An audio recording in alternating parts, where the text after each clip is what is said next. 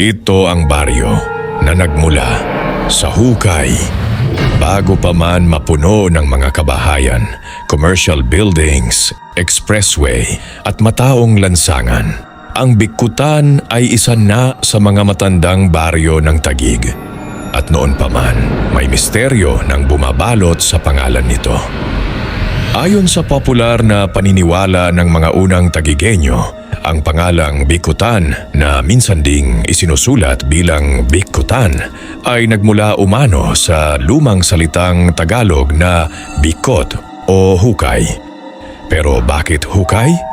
Sinasabing maraming paghuhukay umano ang naganap sa lugar na ito noon marahil sa paghahanap ng mga kayamanang itinago ng mga tulisan noong panahon ng Kastila.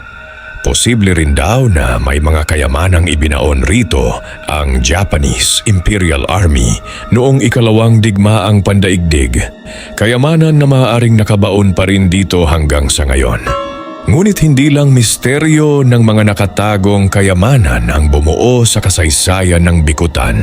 Dahil kung ikukumpara sa karamihan ng mga baryo ng Taguig noon, tanging ang Bikutan at Bagumbayan lang umano ang may mga bahaging maburol na topografiya. Hanggang ngayon, mapapansin pa rin ito sa paakyat na bahagi mula sa intersection ng Lower Bikutan. Parang may natitirang bakas pa ng sinaunang anyong lupa nito.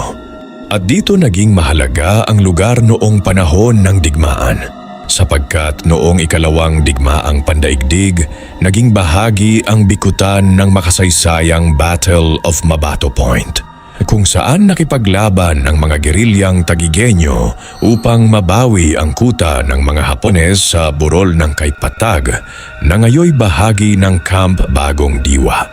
Isang tahimik na lugar ngayon, ngunit minsang naging larangan ng matinding sagupaan. At habang lumilipas ang panahon, lalo pang nalugmok ang kapalaran ng Bikutan. Isa ito sa mga naapektuhan ng gawing military reservation ang dating Fort William McKinley at palitan ng pangalan nito bilang ang Fort Bonifacio noong 1957. Bago pa man opisyal na tawaging barangay ang mga baryo sa Pilipinas noong 1974, ay nahati na ang Bikutan sa apat na pangunahing barangays, ang Upper Bikutan, Lower Bikutan, Western Bikutan at Signal Village.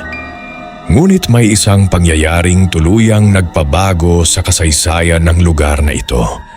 Sa pagpupursige ni dating Assembly